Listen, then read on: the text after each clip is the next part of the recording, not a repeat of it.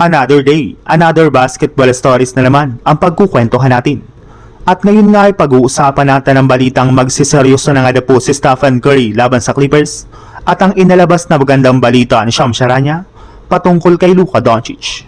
Magkakaroon pa nga pang Golden State Warriors ng rematch laban sa Clippers sa darating na play-in tournament ng Western Conference. Pero this time nga po yung kanilang kampanya na ang nakataya dito since ang kanilang sunod na paghaharap ay isa na nga pong do-or-die game. Ibig sabihin, kung sino man nga pong matatalo sa kanilang magiging bakbakan ay siyang tuluyan ng mai-eliminate dito. Magbabakasyon na nga po ang team na siyang matatalo sa pagitan ng Los Angeles Clippers at Golden State Warriors. At dahil nga po hawak ng Clippers ang home court advantage ng kanilang play-in game ay sila nga po ang limado dito.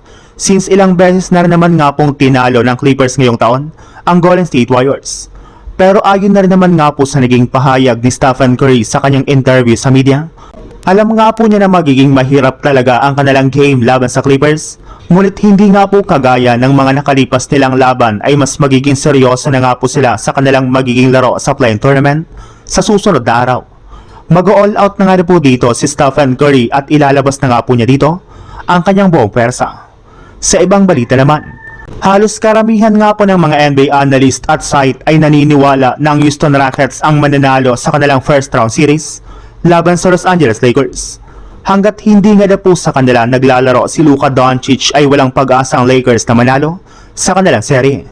Pero si Coach JJ Redick na rin naman nga po ang nagsabi na kahit man masyadong undermanned at underdog ang kanilang team laban sa Rockets, ay susubukan para naman nga po nila na makapag-compete at makakuha ng panalo upang sa ganon ay ma-extend ang kanilang serye habang hinihintay nila sina Austin Reeves at Luka Doncic. At base nga po sa pinakahuling inalabas na balita ngayong araw ni Shams Charania ng ESPN, ikinumpirma nga po nito na matapos nga na po ang ilang linggong pananatili at pagre-recover ni Luka Doncic sa Europa lalo na sa Spain at Slovenia ay magbabalik na nga po ito bukas ng umaga sa United States, especially sa lugar ng Los Angeles. Dito na nga po i-re-evaluate muli ng kanilang team ang kanyang hamstring injury kung may pagbabagong naganap dito.